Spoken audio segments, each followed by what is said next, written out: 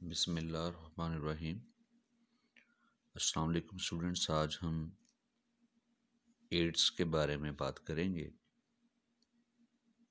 Ads का पूरा नाम है एक्वायर्ड इम्यूनोडेफिशिएंसी सिंड्रोम। अब इसका नाम, इस डिज़ीज़ का नाम ये क्यों रखा गया है, तो ज़रा अल्फाज पे गौर करते हैं। एक्वायर्ड का मतलब है ऐसी डिज़ीज़ जो जेनेटिकल नहीं है, ये किसी पैथोजन या किसी पैरासाइट की वजह से हुई। इम्यूनोडेफिशिएंसी का मतलब इसमें ह्यूमंस का इम्यून सिस्टम डिक्लाइन हो जाता है, उसका बीमारियों के ख़िलाफ़ लड़ने की सलाहियत कम हो जाती है और नतीजतन इंसान कई बीमारियों का यकदम शिकार हो जाता है। तो चूँकि इस बीमारी में इम्यून सिस्टम सही तरीके से वर्क नहीं करता किसी पैथोजन की वजह से, और ह्यूमंस साइमल्टेनियसली एक ही वक्त में कई बीमारियों का शिकार हो जाते हैं। अब ये पैथोजन कौन सा है और ये एड्स किस तरह से कॉज करता है, इसकी हम हिस्ट्री पे बात करते हैं। ये कोई 1980 की दिहाई की बात है।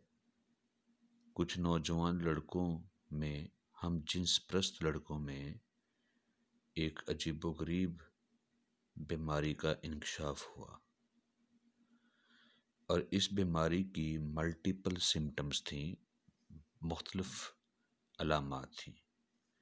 जैसे ये नौजवान बेक वक़्त नमूनिया यानी लंग्स की सोजिश का भी शिकार थे, ब्लड कैंसर का भी शिकार थे, और ये ब्लड कैंसर रेयर है, नॉर्मली लोगों को बहुत कम होता है।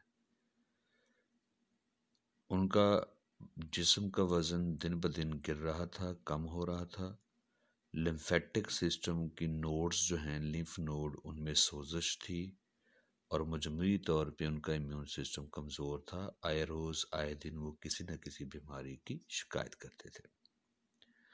अब फिजिशियंस, हेल्थ वर्कर्स परेशान थे कि कोई शख्स बेक वक्त इन मल्टीपल डिजीज़ का, मल्टीपल सिम्टम्स का शिकार कैसे हो सकता है।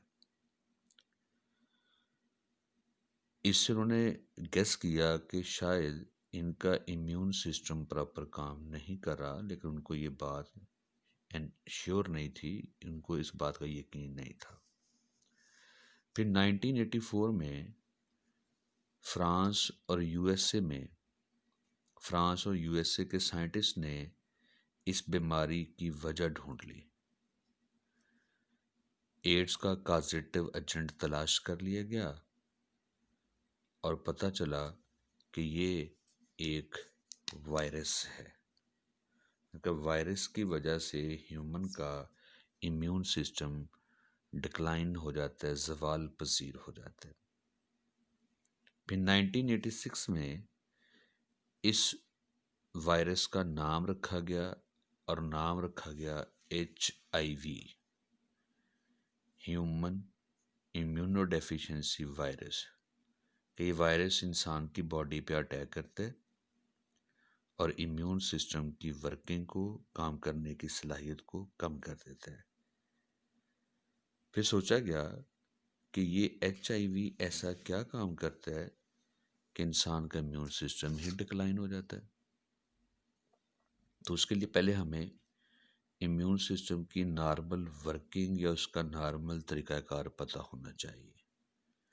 हमारे ब्लड में वाइट ब्लड सेल होते हैं, हेल्पर टी लिम्फोसाइट। ये एक्टिवेट करते हैं बी लिम्फोसाइट्स को। एक्टिवेशन के बाद बी सेल डिवाइड करेंगे और दो किस्म के सेल बनते हैं ब्लड के अंदर, मेमोरी सेल्स और प्लाज्मा सेल। ये जो प्लाज्मा सेल्स हैं, इनमें से ही एंटीबॉडी मॉलिक्यूल रिलीज़ होती हैं और एंटीबॉडी ही दरअसल आपको मुख्तलिफ पैथोजेंस के साथ लड़ने में, फाइट करने में मदद देती है। लेकिन ये जो वायरस है HIV, ये ब्लड में एंटर होता है और इन हेल्पर टी सेल को किल कर देता है। अब खुद सोचिए, जब हेल्पर टी सेल ही मौजूद नहीं होंगे तो बी सेल को एक्टिवेट नहीं किया जा सकेगा। बी सेल एक्टिवेट नहीं होंगे तो प्लाज्मा सेल्स नहीं बनेंगे। प्लाज्मा सेल नहीं बनेंगे तो एंटीबॉडीज़ भी मौजूद नहीं होंगी और ओवरऑल इंसान का इम्यून सिस्टम डेफिशिएंट हो जाता है, उसमें कमी आ जाती है, उसके काम करने की सलाहियत मुतासर होती है। अब ये वायरस ब्लड में से सेंट्रल नर्वस सिस्टम तक भी जा पहुंचता है और सेंट्रल नर्वस सिस्टम के न्यूरॉन को, सेल्स को भी डैमेज करता है। लेकिन बुनियादी तौर पे HIV अटैक करेगा वाइट ब्लड सेल की टाइप हेल्पर टी लिम्फोसाइट। फिर मज़ीद रिसर्च जारी रही एड्स के वायरस पे, तो फिर पता चला कि ये एक शख्स से दूसरे शख्स तक मुंतकिल हो सकता है। अब इसकी मुंतकली का तरीका क्या है, मोड ऑफ ट्रांसमिशन क्या है। हम ये सपोज करते हैं कि एक पर्सन है जो इन्फेक्टेड या कैरियर है। इन्फेक्टेड का मतलब कि उसकी बॉडी में वायरस मौजूद भी है और वो बीमारी का शिकार भी है। कैरियर का मतलब है कि वायरस मौजूद है लेकिन अभी डिजीज का आगाज नहीं हुआ। तो इन्फेक्टेड और कैरियर पर्सन से ये वायरस किसी हेल्दी पर्सन तक कैसे ट्रांसफर होगा। ब्लड ट्रांसफ्यूजन, इन्फेक्टेड या कैरियर पर्सन का ब्लड अगर किसी हेल्दी पर्सन को डोनेट कर दिया जाए तो उसमें भी ये वायरस मुंतकिल हो जाएगा। इसलिए ब्लड जब भी ट्रांसफ्यूज करवाना हो, ब्लड लगवाना हो, तो उसकी पहले स्क्रीनिंग होनी चाहिए, उसकी पहले पूरी चेकिंग होनी चाहिए कि कहीं इस ब्लड में HIV मौजूद तो नहीं। कैरियर पर्सन का सेक्सुअल कांटेक्ट जिस हेल्दी पर्सन के साथ भी होगा, वायरस उस हेल्दी पर्सन में ट्रांसफ़र होगा। अगर infected person carrier person mother है, तो जब मदर अपने बच्चे को दूध पिलाएगी तो दूध के ज़रिए भी ये बच्चे में मुंतकिल हो सकता है। अगर कैरियर पर्सन की बॉडी पे कोई सिरिंजेस इस्तेमाल की गई हैं, उसने अपने रेजर ब्लेड इस्तेमाल किए हैं या कोई और सर्जिकल इंस्ट्रूमेंट इस पे इस्तेमाल हुआ है, तो ऐसी तमाम चीज़ों का अब हम क्या नाम देंगे, कंटेमिनेटेड। हम कहते हैं कि इनके ऊपर वायरस आ चुका है और कंटेमिनेटेड इन चीज़ों को जब कोई हेल्दी पर्सन यूज़ करेगा तो वायरस मुंतकिल हो जाएगा। अब यहाँ पे गलत फहमी दूर कर लीजिए कि एड्स के बारे में एक बड़ी स्ट्रॉन्ग मिसअंडरस्टैंडिंग है कि शायद ये सिर्फ सेक्सुअल कांटेक्ट से ही फैलता है। इसके फैलने के और तरीके भी हैं और ये वायरस मुतासर शख्स का टावल तौलिया इस्तेमाल करने से, उसका साबुन इस्तेमाल करने से, मुतासर शख्स के साथ हाथ मिलाने से, उसके करीब बैठने से मुंतकिल नहीं होता। इस वायरस की मुंतकली के यही तरीक़ाकार है जो मैंने आपके सामने मेंशन कर दिए हैं। फिर सोचा गया कि ये वायरस तो बहुत ख़तरनाक है, ये तो इंसान के इम्यून सिस्टम को तबाह व बर्बाद कर देता है। इसका कंट्रोल कैसे किया जाए। कंट्रोल करने के दो लेवल्स हैं। एक तो वायरस एंटर होने से पहले, डिजीज़ होने से पहले, वो है वैक्सीन। तो तजर्बाती तौर पे इस वायरस के ख़िलाफ़ बहुत सारी वैक्सीन तैयार होती भी रही हैं, हो भी रही हैं, मुस्तकिल में भी मुख्तलिफ़ ममालिक इस पे इरादे हैं, लेकिन कोई अथेंटिक और कोई वाक़तन ही कारआमद वैक्सीन अभी तक तैयार नहीं हो सकी। और इसी तरह जब ये बीमारी हो जाती है तो उसके इलाज के लिए मुख्तलिफ़ ड्रग्स बनाई जाती हैं, बनाई भी जा रही हैं और उससे सिम्पटम्स में कुछ कमी आ रही है। लेकिन अगर हम कहें कि 100% इस बीमारी को ट्रीट किया जा सकता है तो वो भी पॉसिबल नहीं हुआ। तो बिफोर एड्स हम वैक्सीनेशन करवा सकते हैं या कोशिश कर रहे हैं, और अगर ये एड्स हो जाए तो उसकी सिम्टम्स को कम करने के लिए, कोई असरात को थोड़ा कम करने के लिए ड्रग्स यूज़ की जाती हैं। इस वायरस की स्ट्रक्चर क्या है। HIV, human immuno deficiency virus. ये वायरस हर वायरस की तरह एक प्रोटीन कैप्सिड पर मुश्तमिल है, प्रोटीन कवरिंग है। इस कैप्सिड के अंदर इनका जीनोम आरएनए की फॉर्म में छुपा हुआ है। इनमें डीएनए नहीं होता, इनका जीनोम आरएनए की फॉर्म में है। और साथ ही एंजाइम पैक्ड हैं कैप्सिड के अंदर, रिवर्स ट्रांसक्रिप्टेज। और इस पूरे कैप्सिड को एक मेम्ब्रेन ने कवर किया है। उस मेम्ब्रेन का नाम है वायरल इनवेलप।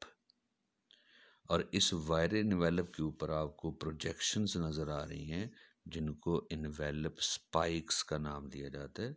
और इन्हीं इनवेलप स्पाइक्स के ज़रिए ये वायरस होस्ट सेल के ऊपर टी लिम्फोसाइट के ऊपर अटैच होता है या उनके ऊपर अटैक करता है। अब ये HIV टी लिम्फोसाइट पे अटैक कैसे करता है और उनको किल कैसे करता है, उनको डैमेज कैसे करता है, अब हम HIV का लाइफ साइकिल डिस्कस करते हैं। पहले तो हमें ये समझना है कि लाइफ साइकिल का मतलब क्या है। लाइफ साइकिल का मतलब है कि ये वायरस किस तरह से होस्ट सेल में दाखिल होगा, वहाँ पे रेप्लिकेट अपनी तादाद कैसे बढ़ाएगा, एंड रिलीज फिर वहाँ से आज़ाद कैसे होगा, उस सेल में से फिर निकलेगा कैसे। तो HIV वायरस जो है इसका host T lymphocyte white blood cell है। क्यों टी लिम्फोसाइट ही क्यों? इसलिए कि वायरस के अटैच होने के लिए स्पेसिफिक रिसेप्टर्स चाहिए, और वो रिसेप्टर हैं CD4 रिसेप्टर। C का मतलब है क्लस्टर और D का मतलब है डिफरेंशिएशन, कि ये रिसेप्टर्स का एक गुच्छा है जो वाइट ब्लड सेल की सरफेस पर मौजूद है। तो वायरस इन रिसेप्टर के ऊपर अटैच होकर तो टी लिम्फोसाइट के अंदर दाखिल हो जाता है, और ये CD4 रिसेप्टर टी लिम्फोसाइट पे ही मौजूद हैं। अब ये वायरस टी लिम्फोसाइट सेल पे अटैक करेगा, तो ये पूरा टी लिम्फोसाइट सेल मैंने ड्रॉ किया हुआ है। ये टी लिम्फोसाइट सेल का साइटोप्लाज्म है और ये उसका न्यूक्लियस है, और ये सेल के अपने क्रोमोसोम या DNA है। तो पहला मरहला है जी अटैचमेंट, कि वायरस टी लिम्फोसाइट की सरफेस पर अटैच होगा। इसको एडजॉर्प्शन भी कह सकते हैं, अटैचमेंट भी। और मैंने पहले बताया अटैचमेंट किसके थ्रू होगी, इनवेलप स्पाइक, और ये सेल के रिसेप्टर के साथ अटैच हो जाते हैं। अटैचमेंट के साथ ही वायरस ने टी लिम्फोसाइट सेल के साइटोप्लाज्म में एंटर हो जाना है, इसको एंट्री कहेंगे। और एंटर होने के साथ ही इसकी स्ट्रक्चर टूट फूट जाती है, इसके तमाम बॉडी पार्ट, इस पार्टिकल के तमाम हिस्से, वायरस के तमाम पार्ट्स अलग अलग हो जाते हैं। इसको अनकॉइलिंग या अनकोटिंग का नाम भी दिया जाता है। जैसे आप देख सकते हैं इनवेलप टूट गया है, इनवेलप स्पाइक्स अलग हो गए, इसका जीनोम RNA अलग हो गया, और ये रिवर्स ट्रांसक्रिप्टेज एंजाइम भी अलग हो गए। वायरस अपने कंपोनेंट्स में तकसीम हो गए। इसको अनकोटिंग भी कहा जाता है। अब RNA as a template use किया जाएगा, और रिवर्स ट्रांसक्रिप्टेज एंजाइम RNA के साथ एक और स्ट्रैंड बना देगा। आप देख सकते हैं ये ब्लैक कलर वाला जो स्ट्रैंड है ये तो RNA, और ये जो रेड कलर का स्ट्रैंड है अब ये नया बना है। किसने बनाया? रिवर्स ट्रांसक्रिप्टेज एंजाइम ने, और ये स्ट्रैंड बना है DNA। तो अब समझ लीजिए RNA को DNA में कॉपी करने वाला एंजाइम है रिवर्स ट्रांसक्रिप्टेज। इस स्टेज पे ये पूरा मॉलिक्यूल कहलाएगा हाइब्रिड, क्योंकि इसमें दो स्ट्रैंड हैं, दोनों डिफरेंट हैं। एक स्ट्रैंड RNA जो नया बना इसके साथ वो DNA है। अब इसमें से जो RNA स्ट्रैंड है ये डिग्रेड हो जाता है, RNA स्ट्रैंड डिग्रेडेड, पीछे सिर्फ DNA स्ट्रैंड रह गया। अब इस DNA स्ट्रैंड को टेम्पलेट के तौर पे इस्तेमाल किया जाएगा, और इसके साथ एक और DNA स्ट्रैंड बनेगा, तो ये डबल स्ट्रैंड वाला DNA बन गया है, लेकिन ये डीएनए किसका है? वायरस का। तो सिंगल स्ट्रैंड आरएनए को डबल स्ट्रैंड डीएनए में कन्वर्ट करना, this whole process is known as reverse transcription. और ये रिवर्स ट्रांसक्रिप्शन जो है ये इस वायरस का करैक्टर है, और किस एंजाइम की वजह से? इस एंजाइम रिवर्स ट्रांसक्रिप्टेज की वजह से। अब ये सारा काम होस्ट सेल के साइटोप्लाज्म में हो रहा है। मीनवाइल ये वायरल डीएनए होस्ट के न्यूक्लियस में एंटर होगा और वहाँ पे जाकर होस्ट के क्रोमोसोम या होस्ट सेल के डीएनए के साथ अटैच हो जाएगा। इस अटैचमेंट को हम इंटीग्रेशन या इनकॉर्पोरेशन का नाम दे सकते हैं। इंटीग्रेशन, जब वायरल डीएनए एचआईवी का डीएनए होस्ट डीएनए के साथ जाकर अटैच हो जाए, फिर दोनों के कॉम्बिनेशन को हम प्रोवायरस भी कह सकते हैं। याद रखें, जब वायरस का डीएनए होस्ट डीएनए के साथ अटैच हो जाएगा तो फिर इसको हम प्रोवायरस का नाम देंगे। अब न्यूक्लियस में हमें पता है कि नॉर्मल ट्रांसक्रिप्शन होती है, तो जब होस्ट सेल के अपने डीएनए की ट्रांसक्रिप्शन हो रही होगी तो उस पर अटैच वायरल डीएनए की भी ट्रांसक्रिप्शन होगी। जब होस्ट का आरएनए बन रहा होगा तो साथ वायरस के लिए भी आरएनए बनेगा। अब ये जो आरएनए है वो दो किस्म का बनेगा। एक तो बनेगा जिसको हम मैसेंजर आरएनए कहते हैं, जिसकी वजह से आगे प्रोटीन बनेगी, और एक आरएनए बनेगा जीनोम आरएनए, जो वायरस के जीनोम के तौर पे काम करेगा, क्योंकि उसने जो एंटर किया था आरएनए वो तो डीएनए में कन्वर्ट हो गया। अब नया वायरस तैयार करने के लिए नया आरएनए चाहिए होगा, तो वो ट्रांसक्रिप्शन से प्रिपेयर किया जा रहा है। अब जो मैसेंजर आरएनए होगा, ये वायरल मैसेंजर आरएनए ये आ जाएगा साइटोप्लाज्म में, और जीनोम आरएनए भी किधर आ जाएगा? साइटोप्लाज्म में। This is genome RNA. अब जो मैसेंजर आरएनए है इसके ऊपर होस्ट के राइबोसोम अटैच होंगे, प्रोटीन बनेगी, लेकिन याद रहे ये प्रोटीन वायरल प्रोटीन होंगी। आप देख सकते हैं यहाँ पे कैप्सिड भी नए बन गए हैं, और ये रिवर्स ट्रांसक्रिप्टेज एंजाइम भी बन गए हैं, और ये इनवेलप स्पाइक्स भी नए सिरे से बन रहे हैं। यानी वायरस के बॉडी पार्ट्स, उसके स्ट्रक्चरल कंपोनेंट्स सारे प्रिपेयर हो रहे हैं, लेकिन कौन प्रिपेयर कर रहा है? होस्ट सेल के एंजाइम कर रहे हैं या उसकी राइबोसोम्स कर रहे हैं। इस मरहले को हम सिंथेसिस का नाम देते हैं। उसके बाद कैप्सिड के अंदर जीनोम आरएनए पैक किया जाएगा और रिवर्स ट्रांसक्रिप्टेज एंजाइम भी पैक किया जाएगा। इस तरह वायरस तैयार है। इसको कहते हैं असेंबली। असेंबली में क्या होगा? कैप्सिड के अंदर वायरल जीनोम और रिवर्स ट्रांसक्रिप्टेज एंजाइम की पैकिंग होगी। अब ये वायरस का कैप्सिड और ये इनवेलप स्पाइक ये होस्ट की मेम्ब्रेन के साथ टच करते हैं। होस्ट की मेम्ब्रेन वहाँ से बाहर की तरफ उभर जाती है, ये बड लाइक स्ट्रक्चर बन जाती है। अब कैप्सिड इस बड में आ जाएगा, साथ इनवेलप स्पाइक एंटर होकर बाहर प्रोजेक्ट हो जाते हैं, बाहर की तरफ उभर जाते हैं। बड वाला हिस्सा मेम्ब्रेन से टूटकर अलग होगा और दोबारा से नया एचआईवी बनकर बाहर आ गया। तो अब देखिए, एंटर एक एचआईवी का जीनोम हुआ था और रेप्लिकेशन के बाद ये बेशुमार बनकर सेल में से बाहर निकलेंगे, and this process repeated again and again, कि इस तरह टी सेल डेड होना शुरू हो जाते हैं और टी सेल की डेफिशिएंसी हो जाती है। This is ads.